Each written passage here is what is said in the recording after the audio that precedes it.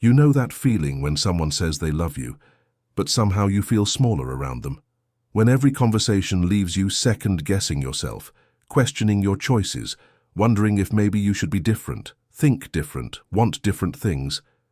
You look at this person who claims to care so deeply about you, and yet you notice how their love comes with conditions, with suggestions that sound like demands, with concerns that feel like criticism. You find yourself walking on eggshells, editing your words before you speak them, hiding parts of yourself because you've learned that showing them only leads to that look of disappointment, that tone of voice that says, "You're not quite right, not quite enough, not quite what they need you to be." And the worst part? You start believing them. You start thinking that maybe their control is actually care, that their need to shape you is proof of how much they invest in you, that real love means letting someone mold you into their version of who you should become. But what if I told you that the opposite is true? What if the deepest sign of authentic love is precisely the absence of this need to control, to fix, to improve you?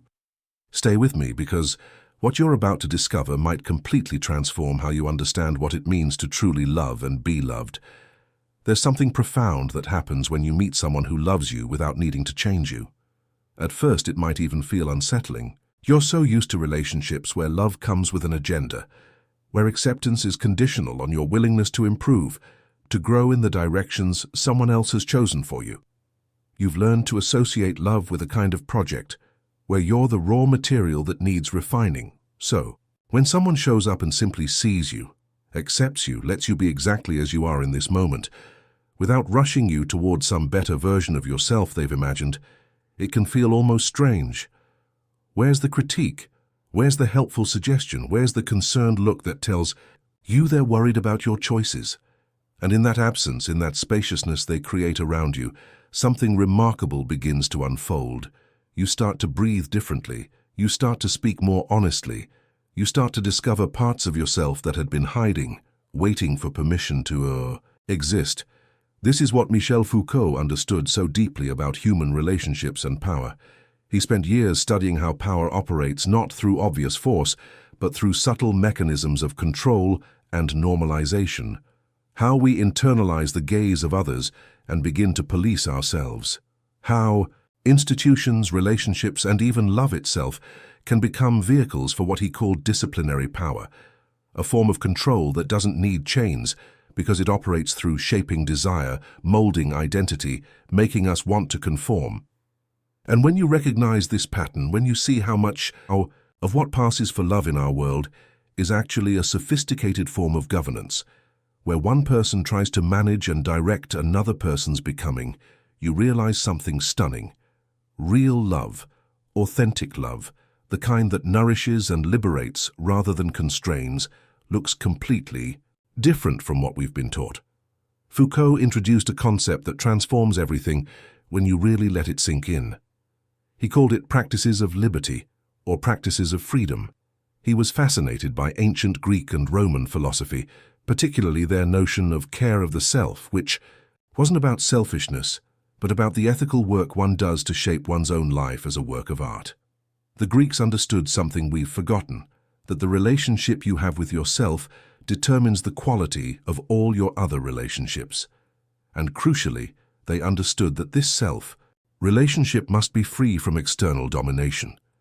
You cannot truly care for yourself, cannot truly become who you are meant to be if someone else is directing the process, telling you who to be, how to feel, what to want.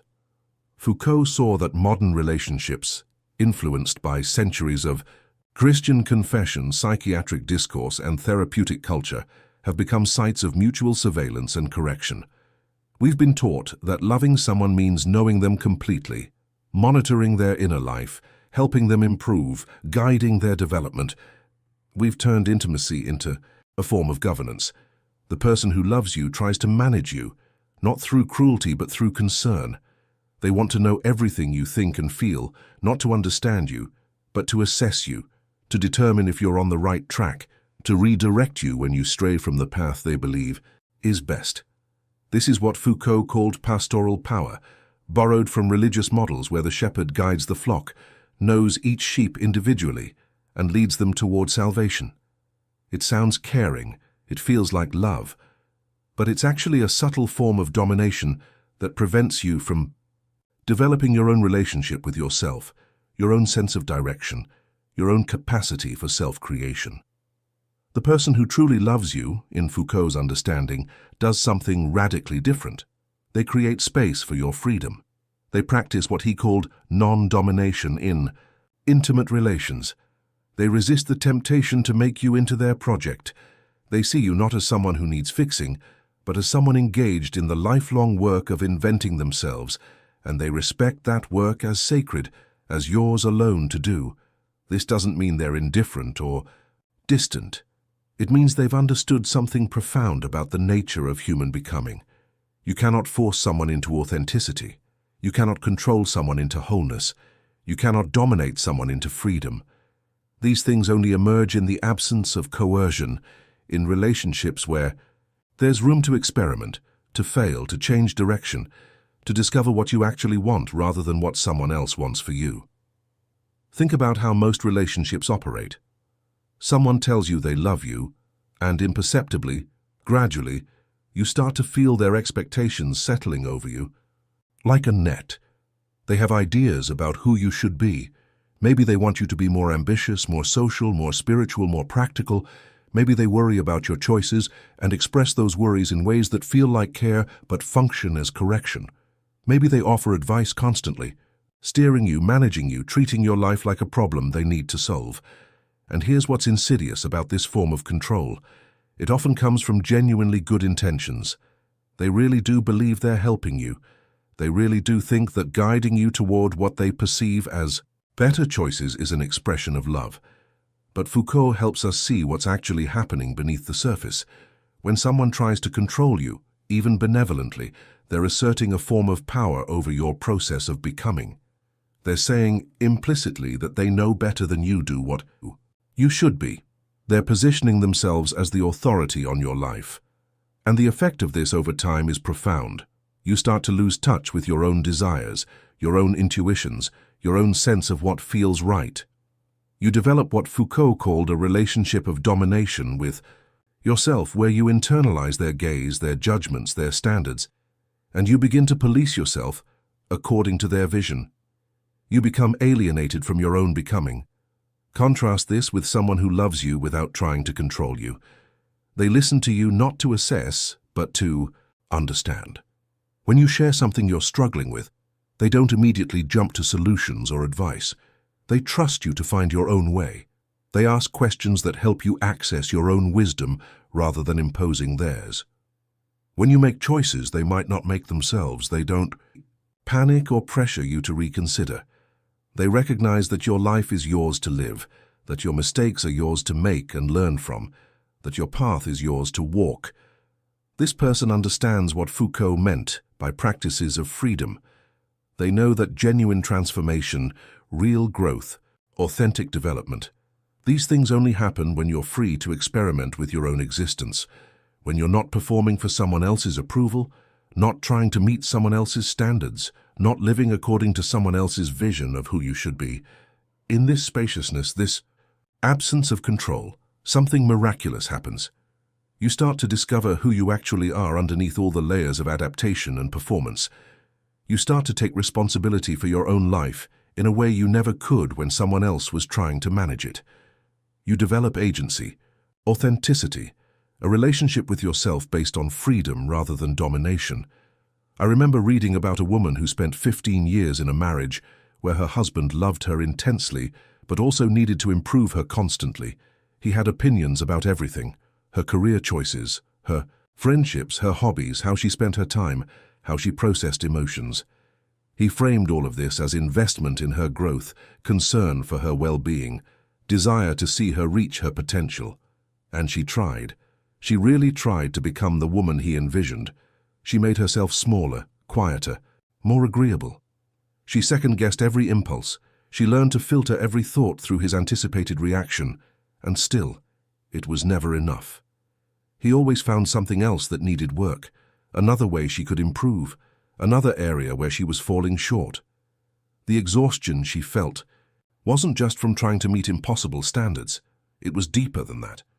It was the exhaustion of never being allowed to simply be, to exist without correction, to make choices without justification, to live her life as her own.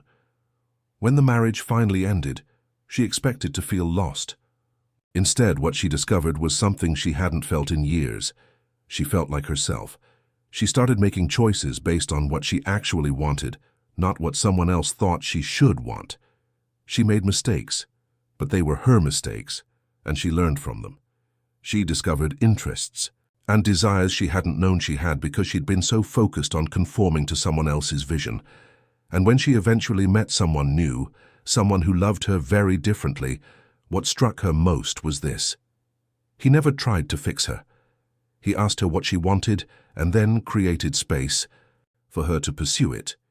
He had opinions, but he held them lightly, offering perspective when asked but never insisting.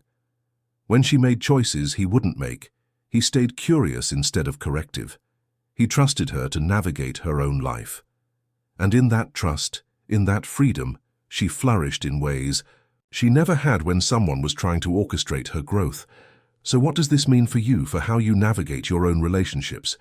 It means learning to recognize the difference between love that liberates and love that controls, even when that control wears the mask of care.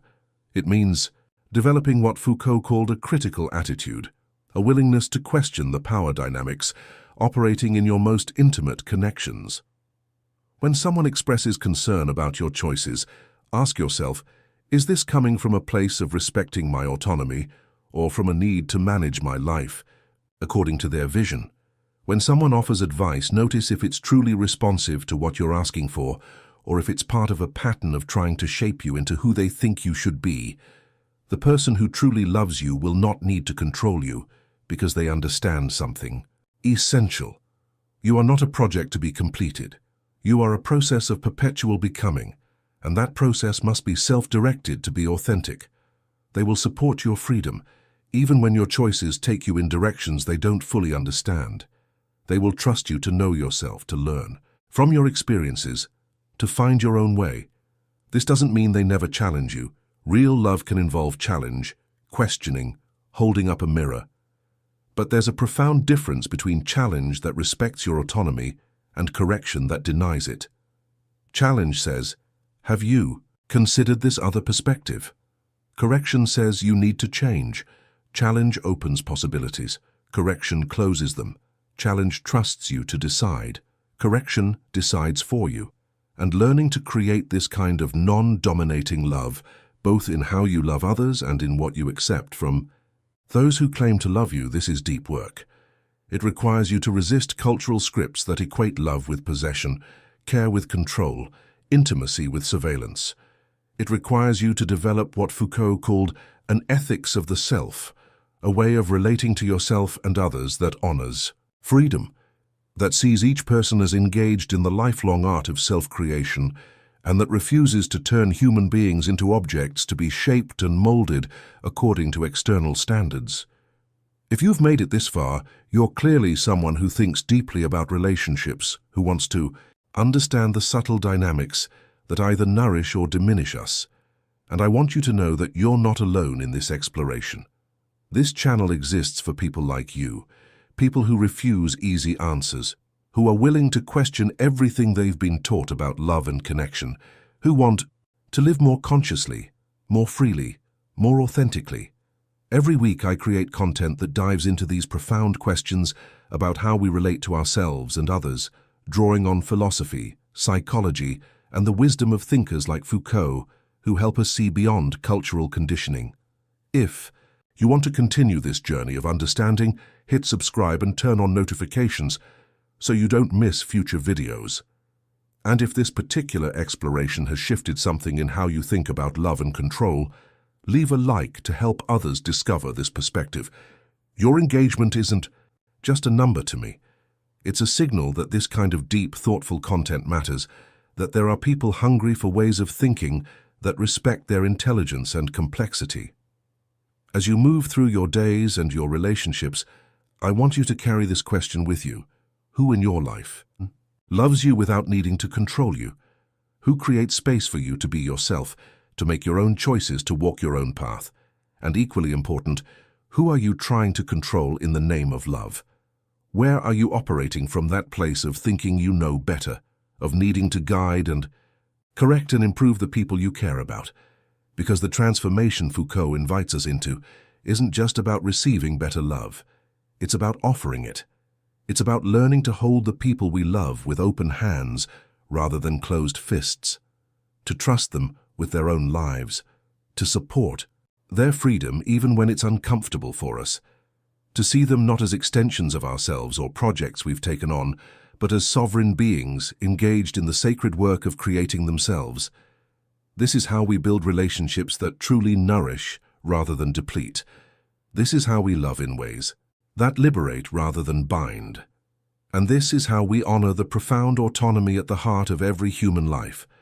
The person who truly loves you doesn't try to control you because they've understood something most people miss. Love isn't about making someone into who you need them to be. It's about witnessing who they're becoming and creating space for that unfolding. It's about trusting them with their own transformation. It's about recognizing that the deepest gift you can give another person isn't your guidance or correction or improvement. It's your faith in their capacity to navigate their own existence, to learn from their own experiences, to shape their own life into something meaningful and true. This kind of love is rare. It requires profound security, deep wisdom, genuine humility. It requires us to let go of the illusion that we know what's best for another person. But when you find it, when you experience this love that doesn't grasp or manage or control, you'll recognize it immediately. You'll feel it in how you can breathe more fully in that person's presence, how you can speak your truth without fear of judgment, how you can explore and experiment and even fail without shame, how you can be messy and uncertain and still in process without someone rushing to fix you. And if you haven't found this kind of love yet, don't despair. Start by offering it to yourself. Stop trying to control your own becoming. Stop treating yourself like a problem that needs solving. Trust your own process. Honor your own timeline. Give yourself permission to unfold at your own pace in your own way. Because the relationship you have with yourself sets the template for all your other relationships.